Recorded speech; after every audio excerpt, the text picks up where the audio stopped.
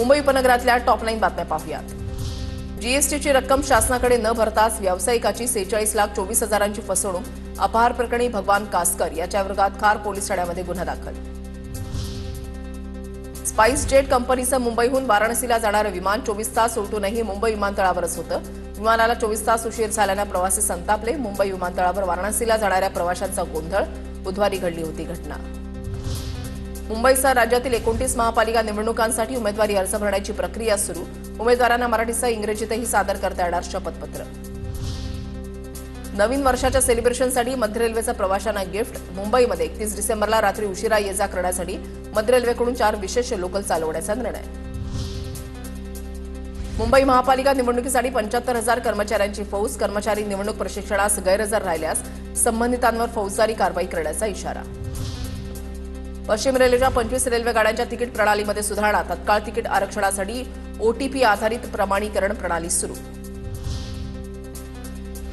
मोठ्या राष्ट्रीय महामार्गाच्या प्रकल्पांमध्ये सामान्य गुंतवणूकदारांना पैसे गुंतवून नफा कमावता येणार। योजनेला बाजार नियामक सेबीची मान्यता।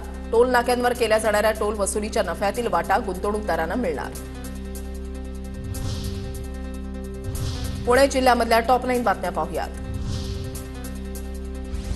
पुण्याच्या कोरेगाव भीमा इथल्या विजयस्तंभ शौर्य दिन अभिवादन सोहळ्यासाठी 20 लाखांच्या गर्दीचं नियोजन। आंबेडकरी अनुयायांना सर्व सुविधा उपलब्ध करून देण्याचे निर्देश। मोठ्या संख्येनं अनुयायांनी उपस्थित राहण्याचं आवाहन। पुण्यातील म्हाडाच्या 4,186 घरांची सोडत अनिश्चित काळासाठी लांबणीवर। म्हाडाची सोडत निवडणूक आचारसंहितेच्या कचाट्यामध्ये 2,15,000 अर्जदार हवालदिल। मुंबई पुणे एक्सप्रेसवेवरील ताण कमी करण्यासाठी मिसिंग लिंक प्रोजेक्टचं काम प्रगतीपथावर। पुढील वर्षी मे महिन्यापर्यंत मिसिंग लिंक प्रवाशांसाठी खुलं करण्याचं नियोजन। पुण्यातील कोंढव्यामध्ये अवैध दारूवर कारवाईसाठी गेलेल्या पोलिसांना पैशांचं घबाड सापडलं। बंद कपाटामध्ये लाखो रुपयांची रोकड सापडली। प्रकरणाचा निवडणुकीशी काही संबंध आहे का? एवढी रक्कम एकाच ठिकाणी का ठेवली असावी? चौकशी सुरू। मुंबईमध्ये दोन्ही ठाकरे बंधू एकत्र आल्यानंतर पुण्याच्या हवेली तालुक्यामध्ये सुद्धा ठाकरेंची शिवसेना आणि मनसे एकत्र। एकमेकांना लाडू भरवत दोन्ही पक्षाच्या कार्यकर्त्यांकडून जल्लोष। पुण्यामध्ये भटक्या कुत्र्यांचा वावर रोखण्यासाठी एसओपी जाहीर। भारतीय प्राणी कल्याण मंडळाकडून उपाययोजनांबाबत एसओपी निश्चित। उपाययोजना करण्यासाठी नोडल अधिकाऱ्यांची नियुक्ती। विविध जिल्ह्यातल्या टॉप 9 बातम्यांचा आढावा घेऊया।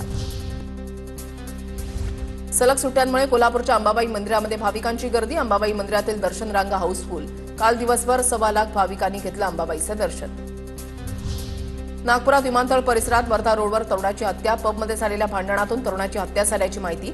सोनेगाव पोलीस ठाणे हद्दीमधील घटना। 4 ते 5 जणांनी हत्या केल्याची माहिती। सलग सुट्ट्यांमुळे पंढरपूरमध्ये श्री विठ्ठल रुक्मिणी मंदिरामध्ये दर्शनासाठी भाविकांची गर्दी। गर्दीचं व्यवस्थापन करण्यासाठी मंदिर समितीकडून ऑनलाईन दर्शन बंद ठेवण्याचा निर्णय। राज्यातील दुसऱ्या क्रमांकाचं थंड हवेचं ठिकाण असलेलं तोरणमाळ गारठलं। तोरणमाळमध्ये तापमानाचा पारा 8 अंशांपेक्षा खाली।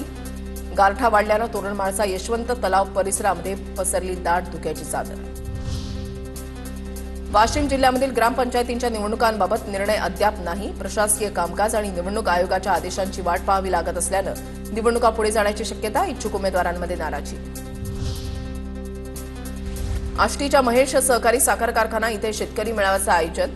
शेतकऱ्यांना ऊस लागवडीबाबतच्या नवनवीन तंत्रज्ञान संदर्भात मार्गदर्शन।